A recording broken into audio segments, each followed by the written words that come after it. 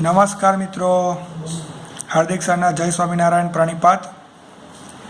બેટા, છેલ્લા વિડીયો લેક્ચરની અંદર આપણે લેંગ્વેજ ફંક્શનનો અભ્યાસ કરતા હતા અને લેંગ્વેજ ફંક્શનની અંદર આપણે કમ્પ્લીટ ધ સેન્ટેન્સ નામનો ટોપિક શીખ્યા હતા.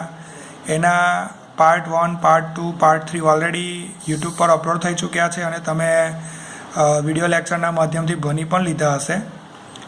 આજે આપણે લેંગ્વેજ ફંક્શનમાં જ આગળ વધીશું, પણ પ્રશ્નની પૂછવાની જે રીત અલગ છે એ મુદ્દો છે મેચ ધ ફોલોવિંગ.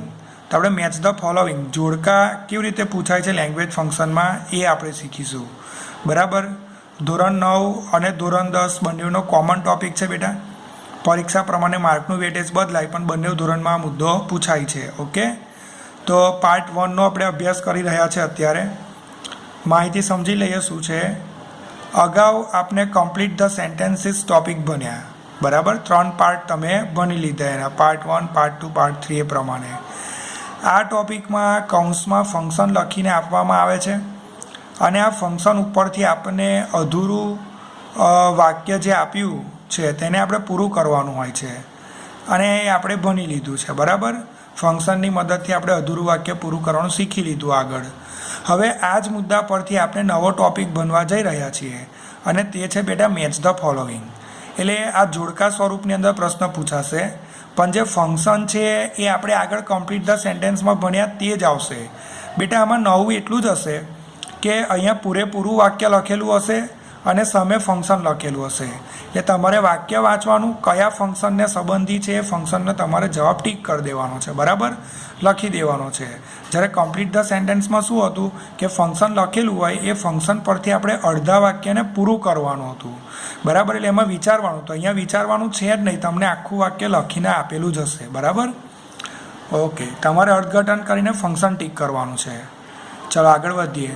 અહીંયા જોડકા સ્વરૂપનો પ્રશ્ન આપ્યો હશે. એ વિભાગમાં વાક્ય લખેલું હોય અને બી વિભાગમાં ફંક્શન આપેલું હોય છે. આપને તે વાક્ય કયા ફંક્શનનું છે અથવા કયું ફંક્શન દર્શાવે છે તે શોધવાનું છે અને જવાબમાં લખવાનું છે. બરાબર, નોંધમાં એવું મેં લખ્યું છે કે સૌથી પહેલાં કમ્પ્લીટ ધ સેન્ટેન્સીસનો ટોપિક આપણે બેટા પાક્કો કરી લેવાનો, જેથી આ ટોપિક ખૂબ જ સરળતાથી આપણને આવડી જાય. બરાબર, તો તમને બેટા સૂચના આ રીતની લખીને આપી હશે કે match the sentences with a correct function. યોગ્ય ફંક્શનનો ઉપયોગ કરવાનો અને તમારે સેન્ટેન્સ બનાવવાનું છે. યોગ્ય ફંક્શનનો ઉપયોગ કરીને સેન્ટેન્સ તમારે match the sentences with a correct function. સાચા ફંક્શન સાથે સેન્ટેન્સને મેચ કરવાનું છે. ઓકે, તો બેટા આપણે એક્ઝામમાં કેવી રીતે જવાબ લખવાનો એ જ મેં પાર્ટ 1માં બતાવ્યું છે. પાર્ટ 2ની એક્સરસાઇઝ જ્યારે આવશે ત્યારે આ પ્રકારનું નહીં હોય. બરાબર, તમારે એક્ઝામમાં જવાબ કેવી રીતે લખવાનો છે એ સમજાવવા માટે મેં પાર્ટ 1ની અંદર એક્ઝામ્પલ આપેલા છે તમને. તો ધ્યાન આપીએ. એ વિભાગમાં બેટા બી વિભાગ આ રીતે. એ વિભાગનું પહેલું વાક્ય, Kyra has been waiting for 2 hours.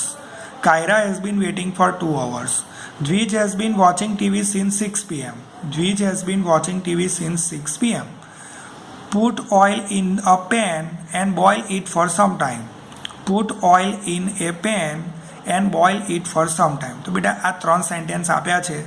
તમને અહીંયા સેન્ટેન્સ વાંચો એટલે ખ્યાલ આવે. Has been waiting, has been watching બંને પૂર્ણ ચાલુ વર્તમાનકાળ દર્શાવે. ફોર દ્વારા સમયગાળો, સિન્સ દ્વારા ચોક્કસ સમય. તો તમે આગળ કમ્પ્લીટ ધ સેન્ટેન્સમાં શીખી લીધું બેટા. ફોર હોય તો ડ્યુરેશન ઓફ ટાઈમ કહેવાય, સિન્સ હોય તો પોઈન્ટ ઓફ ટાઈમ, એવું તમે શીખી લીધું છે. ફંક્શન આપણે હજુ વાંચતા નથી, ફંક્શન વાર છે હજુ. Put oil in a pan and boil it for. તો બેટા આ કઢાઈમાં થોડુંક તેલ રેડો, થોડીક વાર સુધી એને ગરમ કરો. તો આ એક પ્રક્રિયા થઈ, તમને ખ્યાલ હોય તો. બરાબર, તો આપણે સેન્ટેન્સનું અર્થઘટન કર્યું, કયું ફંક્શન આવે એનું અનુમાન કર્યું. હવે આપણે બી વિભાગની અંદર ફંક્શન કયા આપ્યા છે એ વાંચીએ. પહેલું છે ડિસ્ક્રાઇબિંગ પ્રોસેસ. ઓકે, બીજું છે સ્પેસિફાઈંગ ટાઈમ એટલે ચોક્કસ સમય. બરાબર, ત્રીજું છે પોઈન્ટ ઓફ ટાઈમ, ચોથું છે ડ્યુરેશન ઓફ ટાઈમ. બરાબર, સ્પેસિફાઈંગ ટાઈમ એટલે સમયનો નિર્દેશ કરવો એવું થાય. પોઈન્ટ ઓફ ટાઈમ એટલે ચોક્કસ ટાઈમ, નિશ્ચિત ટાઈમ, અને ડ્યુરેશન ઓફ ટાઈમનો મતલબ થશે બેટા સમયગાળો. ઓકે, તો આ ફંક્શન છે. હવે એનો જવાબ કઈ રીતે લખાશે એ આપણે જોઈએ. ફંક્શન મેં તમને સમજાવ્યા, વાક્ય સમજાવ્યું, તમને કયું ફંક્શન આવે ઓલરેડી ખ્યાલ આવી જ ગયો હોય. હવે આપણે એક ઔપચારિકતા બાકી રહી ગઈ છે કે એનો જવાબ કઈ રીતે લખીશું.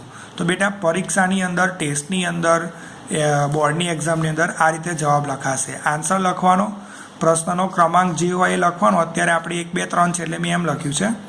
તો Kyra has been waiting for 2 hours, તો સામે એનો જવાબ લખવાનો. ABCD ક્રમાંક જે હોય તે ક્રમાંક લખવાનો. ત્યાર પછી બાજુમાં જવાબ, ડ્યુરેશન ઓફ ટાઈમ, કારણ કે ફોર છે એટલે સમયગાળો દર્શાવે, ડ્યુરેશન ઓફ ટાઈમ. ત્યારબાદ Dwij has been watching TV since 6 PM, 6 વાગ્યાથી ટીવી જોવે છે. તો બેટા આનો ચોક્કસ સમય, નિશ્ચિત સમય છે, સિન્સ દર્શાવે એટલે પોઈન્ટ ઓફ ટાઈમ જવાબ લઈશું. એનો ક્રમાંક છે C, તો C લખીને પોઈન્ટ ઓફ ટાઈમ કરીશું. ઓકે. ત્યાર પછી put oil in a pan and boil it for some time. તો બેટા આ પ્રોસેસ છે, તો પ્રોસેસનો ઓપ્શન હતો A, તો A લખ્યું અને ડિસ્ક્રાઇબિંગ પ્રોસેસ લખ્યું. હવે તમે જોઈ શકો કે મેં આખું આ પ્રેઝન્ટેશન કેવી રીતે કર્યું છે. જુઓ, એરો, ABCD ક્રમાંક, બાજુમાં જવાબ, નીચે અંડરલાઇન. તો બિલકુલ આ પ્રકારનું પ્રેઝન્ટેશન એક્ઝામમાં તમારું હોવું જોઈશે અહીંયા આગળ. બરાબર છે.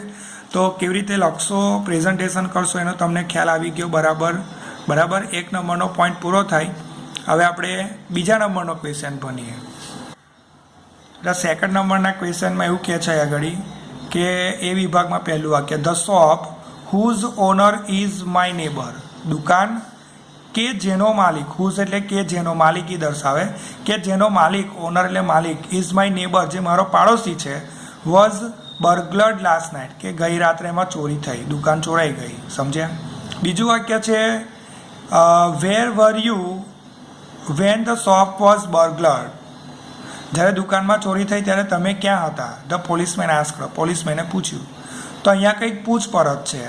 અહીંયા શોપ એટલે બેટા પ્લેસ થયું, લોકેશન થયું. બરાબર. ત્યારબાદ હેલો, હાઉ આર યુ, આપણે કોઈની ખબર પૂછી, અંતર પૂછ્યા.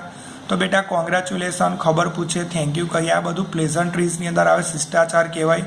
ઓલરેડી કમ્પ્લીટ ધ સેન્ટેન્સમાં તમે આવું શીખી જ ગયા છો. બરાબર. તો ફંક્શન જોઈ લઈએ કયા છે. એક છે ડિસ્ક્રાઇબિંગ પર્સન, બીજું છે એક્સચેન્જિંગ નાઇસેટીઝ, ત્રીજું છે ડિસ્ક્રાઇબિંગ પ્લેસ, ચોથું છે ઇન્ક્વાયરી એઝ નેચર. બરાબર. તો બેટા અહીંયા વેરથી પ્રશ્ન પૂછે, એટલે પ્રશ્ન પૂછે ને તો નોર્મલી ઇન્ક્વાયરી એઝ નેચર જ છે. આસ્કિંગ એવું પણ પૂછે. બરાબર. તો ઇન્ક્વાયરી એઝ નેચરની જગ્યાએ કોઈક વખત આસ્કિંગ એવું પૂછે તો આપણે આસ્કિંગ લખવાનું. આસ્ક એટલે પણ પૂછવું જ થાય. બરાબર. તો where were you when the police shop was burglared, તો એમાં ઇન્ક્વાયરી એઝ નેચર ફિક્સ જ આવી છે, પ્રશ્ન છે એટલા માટે. અને હેલો હાઉ આર યુ કીધું છે ત્યાં તમે શું લખશો? એક્સચેન્જિંગ નાઇસેટીઝ અથવા પ્લેઝન્ટ્રીઝ. અહીંયા નાઇસેટીઝ આપ્યું છે. બરાબર. અને બેટા આગળ the shop whose owner is my neighbour, તો શોપ એટલે દુકાન છે, પ્લેસ છે, તો અહીંયા તમે ડિસ્ક્રાઇબિંગ પ્લેસ લખશો. બરાબર. તો મેં તમને સમજાવી દીધા. હવે પ્રેઝન્ટેશનની બાબતમાં વાત કરીએ. The shop whose owner is my neighbour was burglared last night, તો શોપ પ્લેસ છે એટલે ડિસ્ક્રાઇબિંગ પ્લેસ આવી ગયું. ABCD ક્રમાંક સાથે C જવાબ છે, તો આપણે C સાથે લખ્યું અહીંયા. ત્યારબાદ where were you when the shop was burglared, દુકાનમાં ચોરી થઈ ત્યારે તમે ક્યાં હતા? પોલીસમેન આસ્ક્ડ, પોલીસમેને આવું પૂછ્યું એટલે પ્રશ્ન પૂછ્યો બેટા. તો આ D ટોપિક થયો અને કહેવાશે ઇન્ક્વાયરી એઝ નેચર, તો આપણે ઇન્ક્વાયરી એઝ નેચર લખ્યું. બરાબર.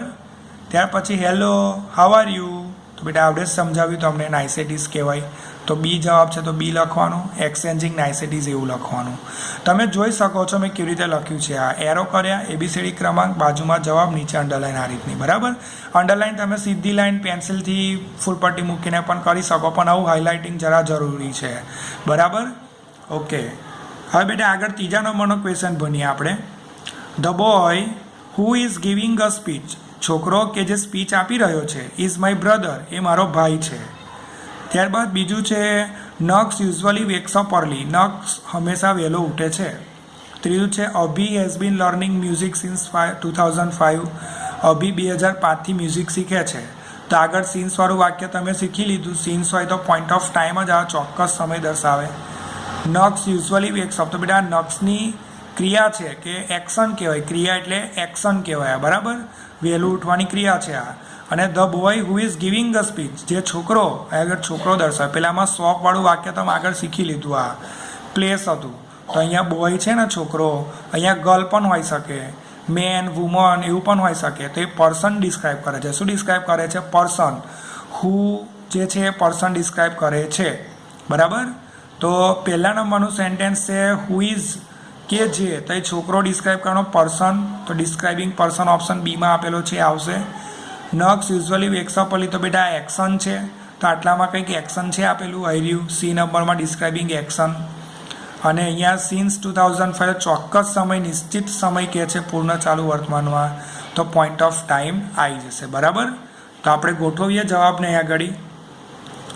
The boy who is giving a speech, જે છોકરો સ્પીચ આપે છે, ઇઝ માય બ્રધર, મારો ભાઈ છે, તો એ ડિસ્ક્રાઇબિંગ પર્સન બી ઓપ્શન સાથે, ક્રમાંક સાથે. નક્સ યુઝ્યુઅલી વેક્સ અપ અર્લી, તો આ સી ઓપ્શન સાથે ડિસ્ક્રાઇબિંગ એક્શન હમણાં જ સમજાવી દીધું ઉપર મેં, ખાલી આપણે જવાબ કીતે લખવાનું એ જોઈએ છે અત્યારે. અભી has been learning music since 2005, તો આ પોઈન્ટ ઓફ ટાઈમ કહેવાશે, નિશ્ચિત સમય. બોલો સમજ પડે બેટા તમને? તો તમે જોઈ શકો આ 2 નંબરનો જવાબ સ્ટોપ કરીને લખી શકો, પોઝ કરીને. બરાબર, પછી 3 નંબરનો જવાબ પણ આ રીતે તમે સ્ટોપ કરીને લખી શકો, પોઝ કરીને લખી શકો, સમજી શકો શું કહેવા માગું છું એ. બરાબર, આગળ 1 નંબરને પણ તમે એ જ પ્રમાણે જોઈ લેશો. બરાબર, તો આ 1 નંબરનો જવાબ છે બેટા આ રીતનો. થોડી ઘણી થિયરી મેં તમને સમજાવવા માટે, મેન્ટલી પ્રિપેર કરવા માટે લખી હતી. ઓલરેડી લેંગ્વેજ ફંક્શનમાં કમ્પ્લીટ ધ સેન્ટેન્સ આગળ જે ભણ્યા આપણે, એના પાર્ટ 1માં જે થિયરી લખી હતી તે જ આની થિયરી છે. બરાબર, એ જ પાક્કું શીખવાનું છે. તો આ ટોપિક તમને ઓટોમેટિક આવડી જશે, ઇઝીલી આવડી જશે, કારણ કે આમાં તો કમ્પ્લીટ લખેલું જ હોય છે. વાંચીને તમારે ટીક કરવાનું છે કયું ફંક્શન છે, અને પછી આ રીતે લખી દેવાનું છે. જ્યારે કમ્પ્લીટ ધ સેન્ટેન્સમાં તો આખું વાક્ય જ નવું બનાવવાનું છે, એટલે થોડું હાર્ડ પડે. મેં સમજું છું વાતને. બરાબર બેટા, તો આ પાર્ટ 1 થાય આ રીતના. હવે ધ્યાન આપીએ આપણે આગળના ભાગમાં. આપણે વધારે એક્સરસાઇઝ ભણીશું. અત્યારે મેચ ધ ફોલોવિંગમાં આપણે પાર્ટ 1નો અભ્યાસ પૂરો કર્યો. મેચ ધ ફોલોવિંગના હું 2 પાર્ટ મૂકીશ, પાર્ટ 2 અને પાર્ટ 3. એમાં પણ હું આવી એક્સરસાઇઝ મૂકીશ. આ ટોપિક પહેલાં આગળ કમ્પ્લીટ ધ સેન્ટેન્સમાં આપણે ઓછામાં ઓછા 50 વાક્ય કર્યા હતા, તો આમાં પણ આપણે ઓછામાં ઓછા 30 થી 40 જેવા વાક્ય કરીશું, જેથી કરીને આ ટોપિક બી પાક્કો થઈ જાય, કમ્પ્લીટ ધ સેન્ટેન્સ બી પાક્કું થઈ જાય. બરાબર, અને સારામાં સારા આપણા માર્ક આવે બેટા. બરાબર, તો જતાં હું તમને વિનંતી કરીશ કે મારો આ વિડીયો તમને પસંદ આવ્યો હોય, ગમ્યો હોય, તો તમે જરૂરથી એને લાઇક કરજો, શેર કરજો. દૂર અંતરિયાળ ગામમાં રહેતા અથવા આજુબાજુમાં રહેતા નજીકના જે તમારા મિત્રો હોય કે જેઓ અભ્યાસથી વંચિત રહેતા હોય, તો જરૂરથી એમને આ લિંક મોકલી આપજો મારી યુટ્યુબ પર જે મારી ચેનલ છે હાર્દિક સર ઇંગ્લિશ ટ્રેનર, એને જરૂરથી તમે સબસ્ક્રાઈબ કરજો, જેથી કરીને હું જે પણ કંઈ નવો વિડીયો મૂકે ઝડપથી તમારા ફોનમાં નોટિફિકેશનના ધોરણથી આવી જાય. બરાબર, તો જરૂરથી તમે એને શેર કરજો, લાઇક કરજો, સબસ્ક્રાઈબ કરજો. બરાબર, તો બેટા હાર્દિક સરના જય સ્વામિનારાયણ. Bye bye.